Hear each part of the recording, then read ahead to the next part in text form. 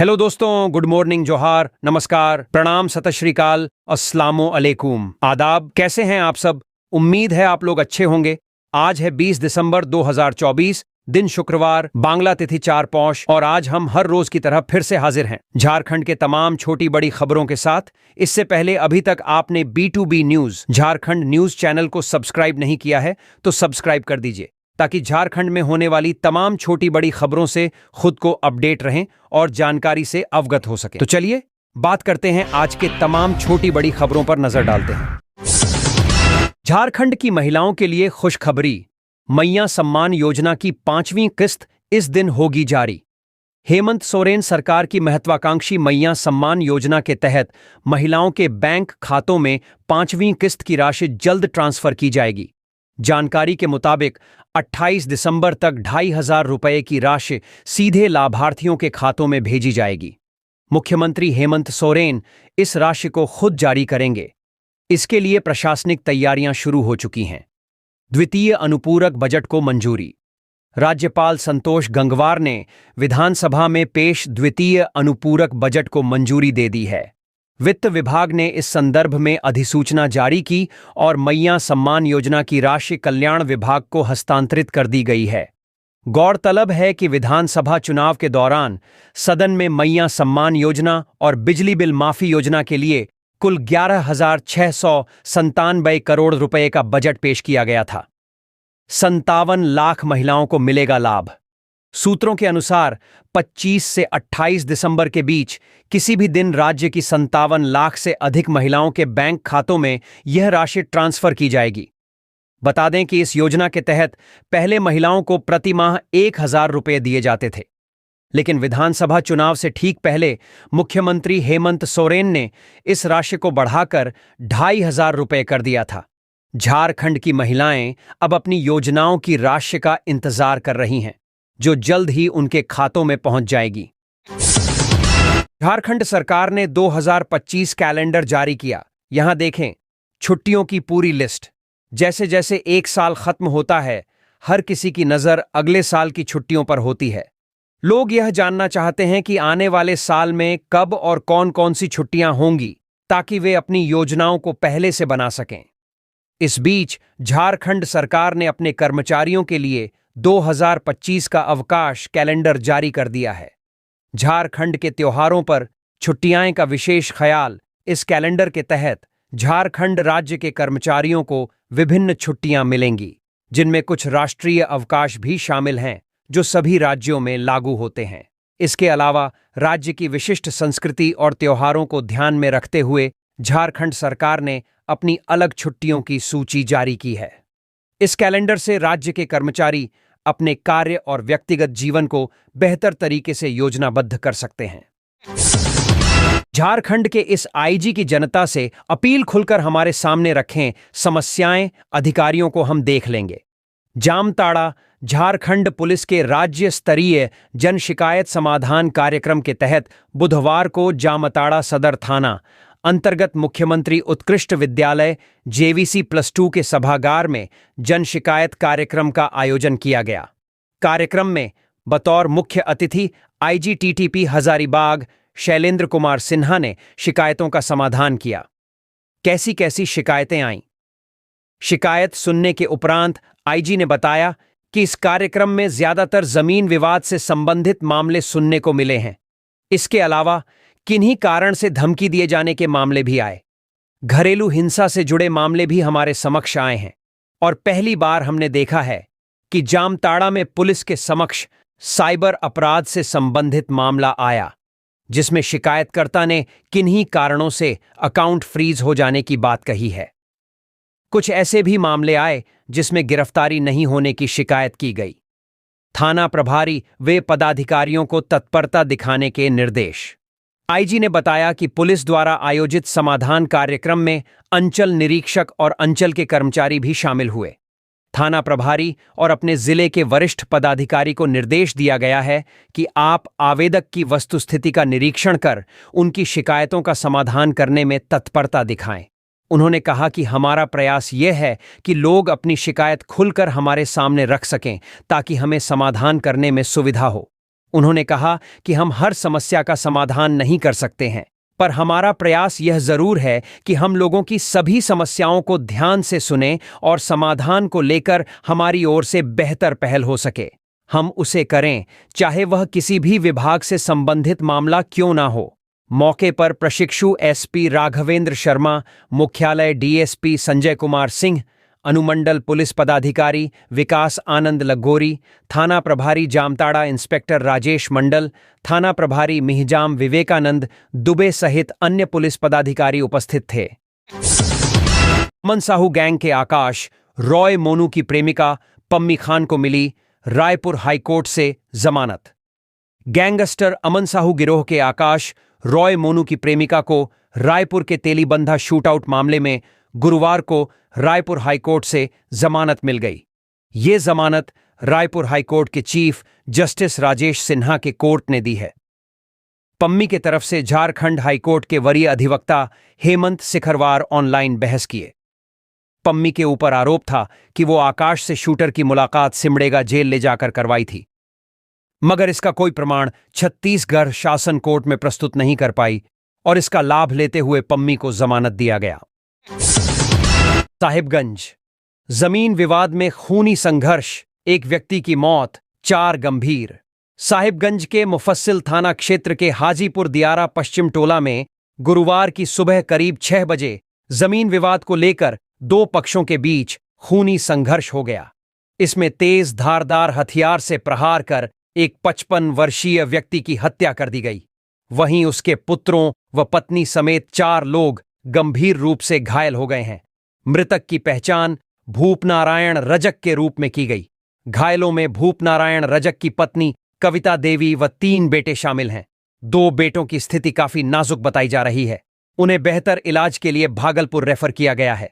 हत्या का आरोप सौतेले भाइयों पर लगा है। बताया गया कि बुधवार को खेत में पटवन को लेकर विवाद हुआ था। इसे लेकर घटना को अंजाम देने की बात कही रही है। इधर मुफस्सिल थाना पुलिस ने 3 आरोपियों को गिरफ्तार किया है। घटना के बाद से माहौल तनावपूर्ण बना हुआ है। आक्रोशित ग्रामीणों ने आरोपियों की गिरफ्तारी की मांग की है। इधर एसडीपीओ किशोर तिर्की ने घटनास्थल पर पहुंच ग्रामीणों को समझाया बुझाया। देवघर से दिल्ली के लिए इंडिगो की दूसरी फ्लाइट जनवरी से। देवघर के लोगों को नए साल में दिल्ली के लिए एक और फ्लाइट का तोहफा मिलने वाला है।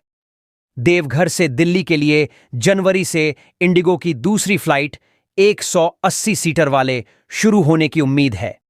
यात्रियों की बढ़ती संख्या को देखते हुए नागरिक उड्डयन मंत्रालय ने इसकी तैयारी शुरू कर दी है। खबरों के अनुसार गोड्डा सांसद निशिकांत दुबे की मांग पर नागरिक उड्डयन मंत्री राम नायडू ने इस दिशा में पहल की है। मंत्री के निर्देश पर डीजीसीए ने इंडिगो की देवघर दिल्ली दूसरी फ्लाइट का स्लॉट देने की प्रक्रिया पूरी कर ली है। देवघर एयरपोर्ट पर नाइट लैंडिंग की सुविधा है।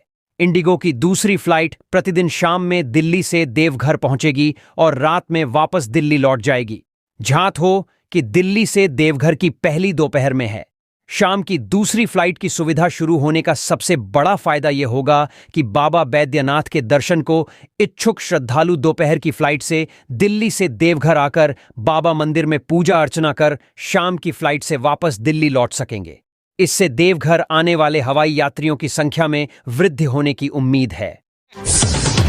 बारिश के बाद घने कोहरे की चपेट में रहेगा झारखंड, अलर्ट जारी। झारखंड में शीतलहर का सितम जारी है। मौसम विभाग के अनुसार बंगाल की खाड़ी में निम्न दबाव का क्षेत्र बनने के कारण शुक्रवार को राज्य के दक्षिणी भागों में आंशिक बादल छाए रहने और कहीं-कहीं पर हल्की बारिश होने की संभावना जताई गई है, जिसके तहत पश्चिमी सिंहभूम, पूर्वी सिंहभूम, सिमडेगा, सरायकेला खरसावां में बारिश होने की संभावना है। मौसम विभाग के अनुसार बारिश के बाद राज्य में घने कोहरे की चपेट में रहेगा। इसे लेकर येलो अलर्ट भी जारी किया गया है। शनिवार की सुबह राज्य के उत्तर पश्चिमी एवं मध्य भागों में सुबह में कहीं-कहीं पर घना कोहरा होने की संभावना है। इस दौरान रांची समेत गुमला, पलामू, चतरा, हजारीबाग, लातेहार, लोहरदगा, गढ़वा, पलामू और रामगढ़ में कोहरा रहने की संभावना है। वहीं 22 दिसंबर को राज्य के उत्तर पूर्वी, मध्य एवं दक्षिणी भागों में सुबह में कोहरा रहने की संभावना है। इस दौरान गुमला, रांची, बोकारो, धनबाद, देवघर, जामताड़ा, दुमका, साहिबगंज, पाकुड़, पश्चिमी सिंहभूम, पूर्वी सिंहभूम, सिमडेगा और सरायकेला खरसावां में कोहरा रहने की संभावना है। इस दौरान सुबह में गाड़ी संभल कर चलाने की बात कही गई है। साथ ही विभाग ने बच्चों और बुजुर्गों का विशेष ध्यान रखने की बात कही है। भुयाडीह में सड़क दुर्घटना में एक की मौत, दिरलौंग में अनियंत्रित बोलेरो पलटी। टाटा रांची राष्ट्रीय राजमार्ग 33 पर चांडिल थाना क्षेत्र के भुयाडीह के समीप गुरुवार को हुई सड़क दुर्घटना में एक व्यक्ति की मौके पर ही मृत्यु हो गई। मृतक की पहचान नहीं हो सकी है। पुलिस मृतक की पहचान करने में जुटी है। मिली जानकारी के अनुसार भुयाडीह के पास तेज रफ्तार अज्ञात वाहन ने बाइक सवार एक व्यक्ति को अपनी चपेट में ले लिया। बाइक सवार व्यक्ति के सिर पर से वाहन का चक्का पार होने के कारण उनकी घटनास्थल पर ही मृत्यु हो गई। इसकी सूचना मिलने के बाद बड़ी संख्या में स्थानीय लोग मौके पर पहुंचे और घटना की सूचना चांडिल थाना की पुलिस को दी। घटना की सूचना मिलते ही चांडिल थाना की पुलिस मौके पर पहुंची और मामले की जांच शुरू की। मृतक के बाइक के आधार पर उसकी पहचान करने की कोशिश की जा रही है। वहीं दूसरी तरफ चौका थाना क्षेत्र के दिरलौंग के पास एक बोलेरो अनियंत्रित होकर पलट गई। बोलेरो पर चालक के अलावा कोई नहीं था। घटना में चालक को हल्की चोट लगी है। बोकारो बीएसएल ने फुटपाथ दुकानों पर चलाया बुलडोजर, विरोध में इस्पात मंत्री का पुतला दहन। बीएसएल प्रबंधन ने शहर में अतिक्रमण हटाओ अभियान चलाकर फुटपाथ दुकानों पर बुलडोर चलवाकर अवैध निर्माणों को ढा दिया था। इसके विरोध में विस्थापित युवा लायंस फोर्स के उपाध्यक्ष मुर्शलिम अंसारी के नेतृत्व में गुरुवार को इस्पात मंत्री एचडी कुमारास्वामी का पुतला दहन किया गया। पुतला दहन में झारखंड प्रदेश युवा कांग्रेस के उपाध्यक्ष सह युवा लायंस फोर्स के केंद्रीय अध्यक्ष देव शर्मा भी शामिल हुए। शर्मा ने कहा कि बीएसएल प्रबंधन ने दोहरा चरित्र अपनाते हुए फुटपाथ दुकानदारों के खिलाफ बर्बरतापूर्ण कार्रवाई की है। उसकी जितनी भी निंदा की जाए वो कम है। भाजपा पर निशाना साधते हुए देव शर्मा ने कहा कि भाजपा शुरू से ही पूंजीपतियों व अमीरों की पार्टी रही है। जब से केंद्र में भाजपा की सरकार आई है, निचले तबके के लोगों का जीना मुहाल हो गया है। बीएसएल प्रबंधन केंद्र सरकार के इशारे पर काम कर रही है। सड़क किनारे फुटपाथ पर दुकान लगाकर रोजी रोटी का जुगाड़ करने वाले गरीब व विस्थापितों का रोजगार छीनने का काम किया है। विस्थापितों को बिजली पानी के लिए आए दिन जद्दोजहद करनी पड़ती है। इनके हिस्से के बिजली पानी तक को बेचा जा रहा है। उन्होंने बीएसएल प्रबंधन से फुटपाथ दुकानदारों को मुआवजा देने की मांग की। पुतला दहन में दर्जनों कार्यकर्ता शामिल थे। गिरिडीह जमीन विवाद में मारपीट, एक ही परिवार के 5 लोग घायल। जमुआ थाना क्षेत्र के बद्दीहा गांव में जमीन विवाद को लेकर गुरुवार को 2 पक्षों में मारपीट हो गई। इसमें महिलाओं समेत कुल 5 लोग घायल हो गए। सभी घायलों का इलाज जमुआ सीएचसी में किया गया। इस बाबत एक पक्ष की रविता देवी ने जमुआ थाना में आवेदन देकर लिखित शिकायत की है। उसने कहा कि वह सुबह 6 बजे कुआं पर पानी लेने गई थी। तभी गांव के नरेश दास, राजेश दास, पप्पू दास, मनोज दास, नूनीता देवी, आशा देवी वहां पहुंचे और उसके साथ मारपीट की और नाक का सोने का नखचन छीन लिया। घर में भी तोड़फोड़ की। विरोध करने पर उन लोगों ने उसके पति समेत परिवार के 5 को मारपीट कर जख्मी कर दिया। जमुआ थाना प्रभारी ने बताया कि पुलिस मामले की जांच पड़ताल कर रही है। स्कूल में छुट्टी के वक्त सादे लिबास में तैनात हो पुलिस के जवान। राजधानी में हाल ही में एक बच्ची के साथ हुई छेड़छाड़ की घटना के बाद झारखंड राज्य बाल अधिकार संरक्षण आयोग भी सक्रिय हो गया है। आयोग के सदस्य उज्ज्वल प्रकाश तिवारी ने गुरुवार को डीजीपी अनुराग गुप्ता से मुलाकात कर एक ज्ञापन सौंपा। श्री तिवारी ने लगातार इनको बताया कि स्कूलों के छुट्टी के समय सादे लिबास में महिला और पुरुष पुलिस बल की तैनाती की जाए। उज्ज्वल प्रकाश तिवारी ने डीजीपी से बच्चों की सुरक्षा से जुड़े अन्य मुद्दों पर भी गंभीरता से विचार करने का अनुरोध किया गया। डीजीपी ने उनकी बातों को गंभीरता से सुना और उचित कार्रवाई का भरोसा दिया है। 5 मांगें। शिकायत पेटी की व्यवस्था। प्रत्येक स्कूल और उसके आसपास शिकायत करने के लिए शिकायत पेटी की व्यवस्था की जाए ताकि बच्चे अपनी समस्याएं सहजता से व्यक्त कर सकें। सादे लिबास में पुलिस तैनाती। स्कूल छुट्टी के समय सादे लिबास में महिला और पुरुष पुलिस बल की तैनाती की जाए ताकि सुरक्षा सुनिश्चित की जा सके। सीसीटीवी कैमरे। जिला प्रशासन द्वारा स्कूलों के बाहर सीसीटीवी कैमरे लगाने की व्यवस्था की जाए ताकि निगरानी बढ़ सके। पुलिस पोस्ट की स्थापना। प्रत्येक स्कूल के बाहर पुलिस पोस्ट बनाने की दिशा में पुलिस मुख्यालय कार्रवाई करे जिससे किसी भी आपात स्थिति में त्वरित सहायता मिल सके। मासिक समीक्षा। प्रत्येक माह बच्चों से संबंधित केस की समीक्षा की जाए और इसकी सूचना आयोग को उपलब्ध कराई जाए ताकि बच्चों की सुरक्षा को लेकर सतत निगरानी रखी जा सके। 1,36,000 करोड़ के दावे पर भाजपा प्रदेश अध्यक्ष बाबूलाल ने सीएम हेमंत सोरेन से पूछे ये सवाल। भाजपा प्रदेश अध्यक्ष व पूर्व मुख्यमंत्री बाबूलाल मरांडी ने हेमंत सरकार पर निशाना साधा है। बाबूलाल ने मुख्यमंत्री से सवाल पूछते हुए कहा कि राज्य की जनता को बकाये से संबंधित सच्चाई जानने का अधिकार है।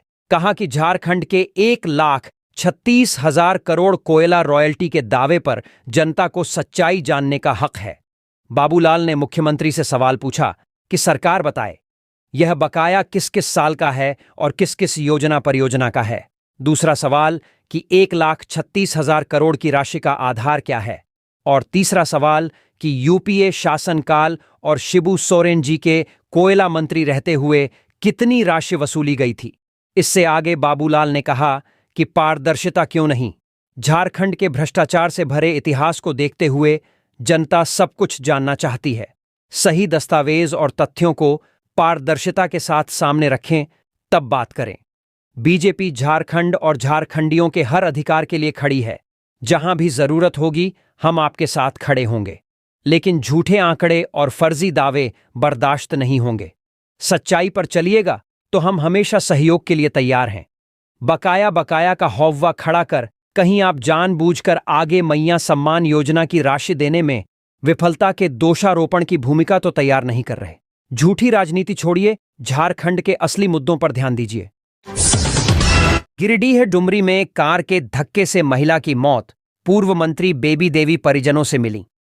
डुमरी थाना क्षेत्र के करिहारी में गुरुवार को एक कार ने दुकान से सामान खरीदकर पैदल जा रही महिला को धक्का मार दिया।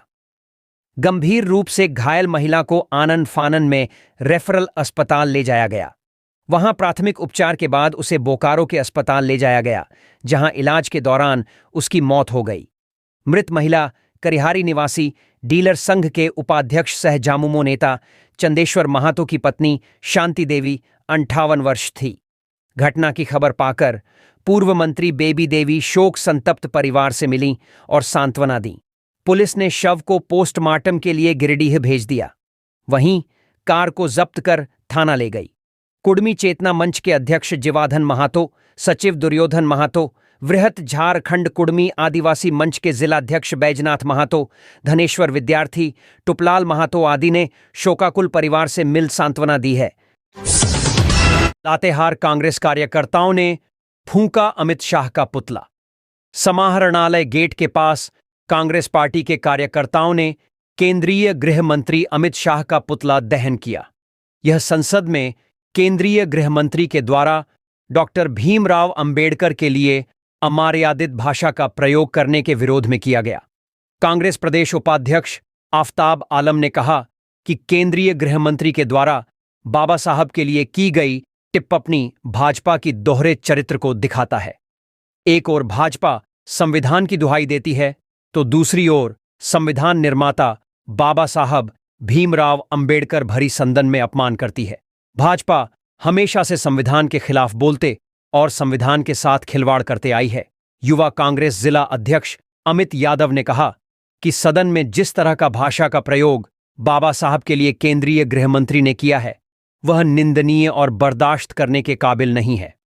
प्रखंड अध्यक्ष बरवाडीह प्रिंस गुप्ता ने कहा कि इस बयान से भाजपा की मानसिकता का पता चलता है कि वो संविधान के प्रति क्या सोचती है। प्रखंड अध्यक्ष मणिका दरोगी यादव ने कहा कि इस देश में सारा सिस्टम संविधान से ही चलता है, जिसे भाजपा बदलना चाहती है। मौके पर महिला जिला अध्यक्ष अनीता देवी, सुरेंद्र भारती, विधायक प्रतिनिधि हरिशंकर यादव, विश्वनाथ पासवान, टिंकू बाबू, रोशन कुमार, कृष्णा यादव, साजन कुमार, फूलचंद यादव, शहजाद, अरुण सिंह, सकलदीप, वाजिद, दानिश, साजिद, मनोज पासवान, धनंजय, राजीव, परवेज, कुलदीप, मुस्ताक, गुड्डू दुबे व अजय यादव आदि मौजूद थे। 102 केंद्रों पर माध्यमिक और 55 केंद्र पर होगी इंटरमीडिएट की परीक्षा। माध्यमिक व इंटरमीडिएट परीक्षा 2025 के लिए परीक्षा केंद्र के चयन को लेकर रांची डीसी मंजूनाथ भजंत्री ने गुरुवार को समिति की बैठक की। अनुमंडल शिक्षा पदाधिकारी रांची तृप्ति कुमारी, अध्यक्ष जिला मदरसा संघ, अध्यक्ष रांची जिला इंटरमीडिएट शिक्षक संघ, अध्यक्ष रांची जिला संस्कृत शिक्षक संघ एवं संबंधित पदाधिकारी उपस्थित थे। आर्ट्स के छात्रों की संख्या 27,146 है, जबकि कॉमर्स के छात्रों की संख्या 5,836 है और विज्ञान के छात्रों की संख्या 9,139 है। डीसी ने माध्यमिक व इंटरमीडिएट परीक्षा 2025 के लिए निर्धारित केंद्रों की प्रखंडवार एवं अनुमंडलवार समीक्षा की। माध्यमिक परीक्षा 2025 के लिए 102 परीक्षा केंद्र बनाए गए हैं, जबकि 314 स्कूलों के 3,813 छात्र परीक्षा में शामिल होंगे। इंटरमीडिएट परीक्षा 2025 के लिए प्रखंडवार एवं अनुमंडलवार 57 परीक्षा केंद्र बनाए गए हैं। सभी परीक्षा केंद्र रांची, बुंडू, खलारी व सिल्ली अनुमंडल में बनाए गए हैं। 115 स्कूलों के 42,121 छात्र इंटरमीडिएट की परीक्षा देंगे। लातेहार राजद ने किया केंद्रीय गृहमंत्री का पुतला दहन। प्रदेश राजद के निर्देश पर गुरुवार को जिला राजद कमेटी के द्वारा केंद्रीय गृहमंत्री अमित शाह का पुतला दहन किया गया। जिला अध्यक्ष रामप्रवेश यादव के नेतृत्व में समाहरणालय मोड़ के समीप अमित शाह का पुतला दहन किया गया। जिला अध्यक्ष ने संविधान निर्माता डॉ भीमराव अंबेडकर के खिलाफ अमर्यादित भाषा का प्रयोग कर केंद्रीय मंत्री ने उन्हें अपमानित करने का काम किया है। इससे पूरे देश में उबाल है। देश के लोग इसे कभी माफ नहीं करेंगे। इसके लिए पूरे उन्हें देश से माफी मांगनी चाहिए। प्रदेश कार्यकारिणी सदस्य रंजीत यादव ने कहा कि भाजपा ने कभी संविधान का सम्मान किया ही नहीं है। केंद्रीय गृहमंत्री के बाबा साहब अंबेडकर के लिए की गई अमर्यादित टिप्पणी ने यह साबित कर दिया है। भाजपा प्रारंभ से ही पूंजीपतियों की पार्टी रही है। इसे दलितों से कोई लेना देना नहीं है। इस मौके पर प्रदेश महासचिव अजय चंद्रवंशी, जिला उपाध्यक्ष भोला सिंह, जिला प्रधान महासचिव मोहर सिंह यादव, अजीत श्रीवास्तव, राजनारायण गिरी, संतोष यादव, शोएब अंसारी, उपेंद्र राम, चिंटू यादव, विष्णु जायसवाल, विष्णुदेव यादव, दिलेश्वर यादव, हेरहंज प्रखंड अध्यक्ष विश्वनाथ उरांव आदि मौजूद थे। एनएसयूआई ने गृह मंत्री का पुतला जलाया। अंबेडकर का अपमान बर्दाश्त नहीं। झारखंड में NSUI national students union of India ने गुरुवार को रांची विश्वविद्यालय के मुख्य द्वार पर गृह मंत्री अमित शाह का पुतला जलाकर संविधान निर्माता डॉक्टर भीमराव अंबेडकर जी का सांसद भवन में अपमान किए जाने के खिलाफ विरोध प्रकट किया। एनएसयूआई के प्रदेश उपाध्यक्ष अमन अहमद ने इस मौके पर कहा कि यह देश बाबा साहब का देश है, नाथूराम गोडसे का नहीं। उनका अपमान करना संविधान का अपमान है। यह देश संविधान से चलेगा, मनुस्मृति से नहीं। इसलिए देश के गृहमंत्री जी को माफी मांगनी चाहिए। विरोध प्रदर्शन में एनएसयूआई के कई वरिष्ठ नेता भी उपस्थित थे, जिसमें प्रदेश अध्यक्ष विनय ओरण, प्रदेश उपाध्यक्ष गोपाल कृष्णा, नसीम रजा, प्रदेश महासचिव वजाहत, प्रदेश सचिव हुसैन अंसारी, आकाश कुमार, शम्स बेलाल, अंकिता शेखर, सरवर, सरफराज, गुलशन, अरुणदास, आर्यन, रोहित, नितेश, सन्नी आदि शामिल थे। धनबाद बालू माफियाओं ने खनन विभाग की टीम पर किया हमला, जब्त 2 वाहन जबरन ले गए। धनबाद जिला खनन टास्क फोर्स की लगातार कार्रवाई के बाद भी जिले में अवैध बालू का धंधा रुकने का नाम नहीं ले रहा है। बालू माफियाओं ने आतंक मचा रखा है। खनन विभाग की टीम ने गुरुवार को सराय ढेला थाना क्षेत्र के गोल बिल्डिंग बालाजी पेट्रोल पंप के समीप अवैध बालू लदे 4 वाहनों को पकड़ा। खबर मिलते ही बालू माफियाओं ने वहां पहुंचकर टीम पर हमला कर दिया और जब्त दोनों वाहनों को जबरन ले गए। हमलावरों ने खान निरीक्षक बंसत उरांव का मोबाइल, लैपटॉप समेत टीम के बेलेरो वाहन को क्षतिग्रस्त कर दिया। मामले की जानकारी जिला प्रशासन के वरीय अधिकारियों को दी गई। इसके बाद खनन विभाग के इंस्पेक्टर विनोद बिहारी प्रमाणिक ने सरायढेला थाना में आरोपियों के खिलाफ नामजद लिखित शिकायत दर्ज कराई। खान इंस्पेक्टर विनोद बिहारी प्रमाणिक ने पत्रकारों को बताया कि खनन विभाग की टीम बगैर चालान के बालू ढुलाई की सूचना पर छापेमारी करने पहुंची थी। टीम ने अवैध बालू लदे 407 वाहनों को जब्त कर सरायढेला थाने के सुपुर्द कर दिया। इसके बाद टीम शहर में औचक निरीक्षण के लिए निकली। तभी गोल बिल्डिंग के समीप बलियापुर रोड में 2 बालू लदे ट्रैक्टर को रोका और कागजात की जांच करने लगे। इसी दौरान 7 से 8 की संख्या में बालू तस्कर पहुंचे और टीम पर हमला कर दिया। टीम में 3 खान निरीक्षक बसंत उरांव, विजय करमाली, सुमित प्रसाद, 3 जिला पुलिस के जवान शामिल थे। आसपास के लोगों से पूछताछ में पता चला कि राजेंद्र सिंह, असीम मंडल, राहुल सिंह व राकेश मंडल अपने अन्य साथियों के साथ घटना को अंजाम दिया है। इसके बाद टीम ने सरायढेला थाना में नामजद शिकायत दर्ज कराई है। धनबाद सीआईएसएफ ने मुगमा में अवैध कोयला लदे 2 ट्रैक्टर किया जब्त। सीआईएसएफ ने बुधवार की रात निरसा के मुगमा स्टेशन रोड स्थित हाई स्कूल के पास अवैध कोयला लदे 2 ट्रैक्टर जब्त किया। टीम ने दोनों ट्रैक्टरों को निरसा थाना के हवाले कर आगे की कानूनी कार्रवाई में जुट गई है। सीआईएसएफ को सूचना मिली थी कि हाई स्कूल के बगल स्थित सक्षम भट्टा में तस्करी का कोयला खपाया जा रहा है। तस्कर चोरी का कोयला ट्रैक्टर, पिकअप वाहन और बाइक पर लोड कर भट्ठे में पहुंचाते हैं। वहां जमा कोयले को ट्रकों पर लोड कर जाली कागजात बनाकर पश्चिम बंगाल, बिहार व उत्तर प्रदेश भेजा जाता है। सूचना पर त्वरित कार्रवाई करते हुए सीआईएसएफ की टीम बुधवार की रात सक्षम भट्टा में छापेमारी करने पहुंची तो देखा कि भट्टा के बाहर कोयला लोड 2 ट्रैक्टर अंदर जाने के लिए खड़े हैं। सीआईएसएफ जवानों ने अवैध कोयला लोड दोनों ट्रैक्टरों को जब्त कर लिया। सीआईएसएफ की कार्रवाई से कोयला तस्करों में हड़कंप है। गुमला में महिला की कुल्हाड़ी से गला काटकर हत्या। गुमला में महिला की कुल्हाड़ी से गला काटकर हत्या कर दी गई। यह घटना बुधवार की देर रात हुई है, जहां एक पति ने पत्नी की कुल्हाड़ी से गला काटकर हत्या कर दी। इसके बाद वो घर से पैदल ही 30 किलोमीटर दूर थाना पहुंचा और सरेंडर कर दिया। यह घटना पालकोट थाना क्षेत्र के पाहनटोली सारूबेरा की है। घटना के संबंध में बताया जा रहा कि महिला और उसका पति गांव की 2 महिला साथ में शराब पी रहे थे। इसी बीच किसी बात पर विवाद हुआ और आरोपी ने पत्नी की हत्या कर दी। मृतका की पहचान कारसेसिया केरकेट्टा के रूप में की गई है। वहीं मृतका के पति फूलचंद केरकेट्टा को पुलिस ने गिरफ्तार कर लिया। गुरुवार की सुबह घटनास्थल पर पहुंचकर पुलिस ने कुल्हाड़ी बरामद कर लिया है। छात्र के साथ ड्राइवर ने की गंदी हरकत शिकायत दर्ज कराने के लिए पुलिस ने पीड़ित की मां को 2 दिन दौड़ाया। राजधानी में यौन उत्पीड़न और छेड़खानी का एक और मामला सामने आया है।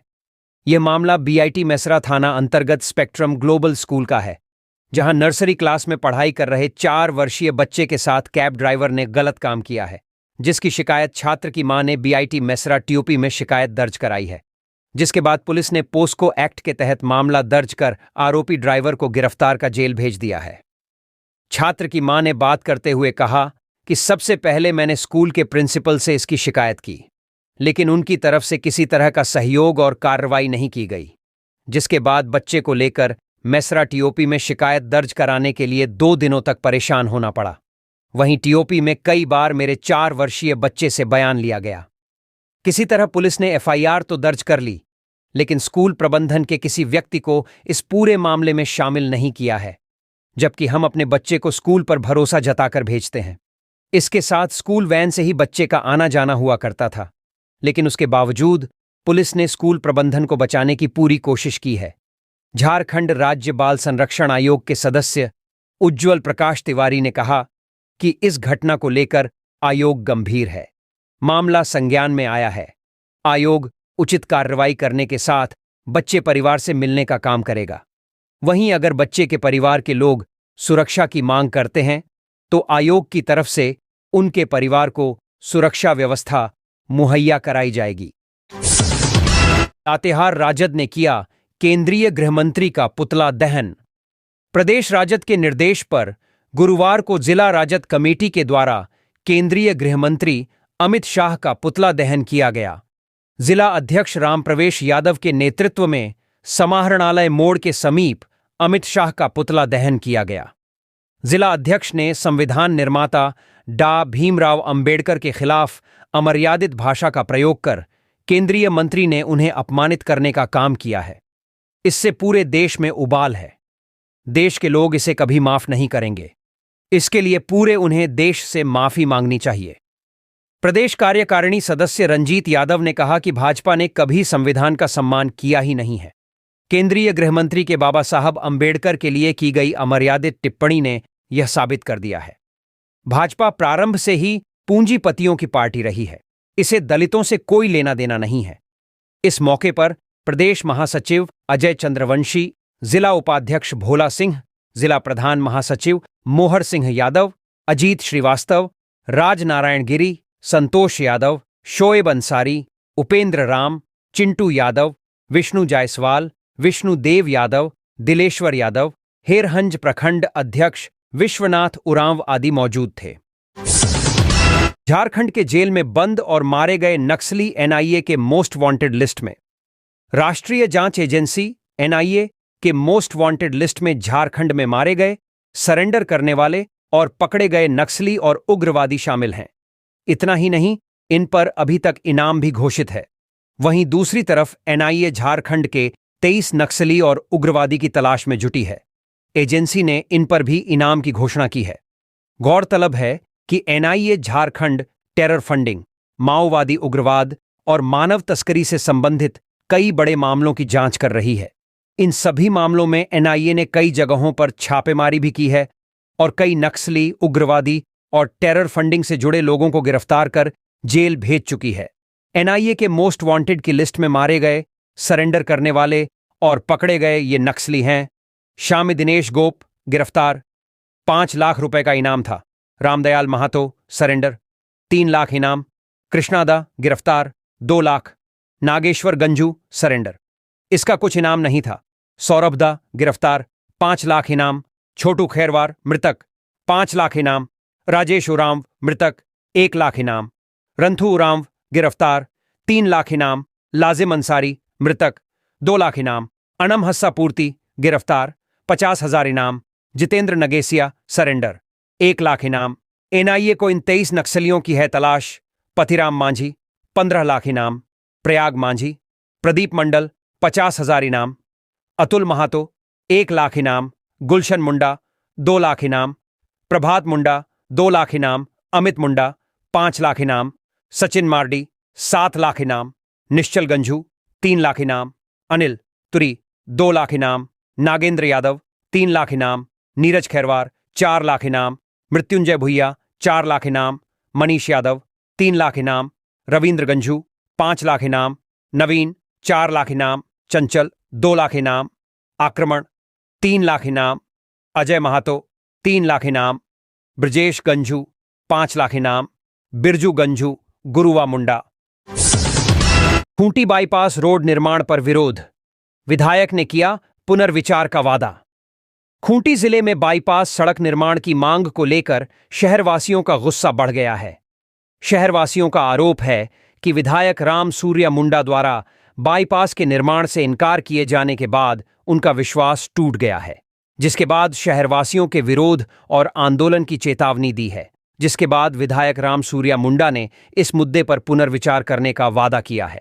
खूंटी शहर में बढ़ते ट्रैफिक और जाम की समस्या से निपटने के लिए शहरवासियों ने दशकों से बाईपास सड़क निर्माण की मांग की है। पूर्व केंद्रीय मंत्री अर्जुन मुंडा ने इस परियोजना का शिलान्यास किया था। जिसके बाद शहरवासियों को उम्मीद थी कि बाईपास का निर्माण शीघ्र शुरू होगा। लेकिन चुनावों के बाद यह योजना ठंडे बस्ते में चली गई। हाल ही में महागठबंधन के विधायक रामसूर्या मुंडा ने पत्रकारों को दिए एक बयान में कहा था कि खूंटी में बाईपास का निर्माण नहीं होगा। उन्होंने इसके बजाय जाम से निजात पाने के लिए वैकल्पिक व्यवस्था करने की बात की थी। विधायक के इस बयान के बाद शहरवासियों में नाराजगी फैल गई, क्योंकि उनका कहना था कि बाईपास सड़क के निर्माण से ही शहर में जाम की समस्या से राहत मिल सकती है। शहरवासियों ने कहा कि विधायक का यह बयान उनके विश्वास को तोड़ता है और यदि बाईपास सड़क की योजना को लागू नहीं किया गया तो वे आंदोलन करेंगे। खूंटी के महागठबंधन सांसद कालीचरण मुंडा ने 30 जुलाई 2024 को संसद में खूंटी में बाईपास सड़क की मांग की थी। उन्होंने कहा था कि वर्षों से लोग इस सड़क के निर्माण की मांग कर रहे हैं, क्योंकि औद्योगिक शहरों से भारी वाहन खूंटी में प्रवेश करते हैं, जिससे शहर की सड़कों की स्थिति खराब हो जाती है और दुर्घटनाएं होती रहती हैं। वर्ष 2024 में खूंटी बाईपास सड़क का शिलान्यास किया गया था। केंद्रीय सड़क परिवहन मंत्री नितिन गडकरी ने 2500 करोड़ रुपए की लागत से रांची से खूंटी तक 4 लेन NH के निर्माण की घोषणा की थी, जिसमें खूंटी बाईपास भी शामिल है।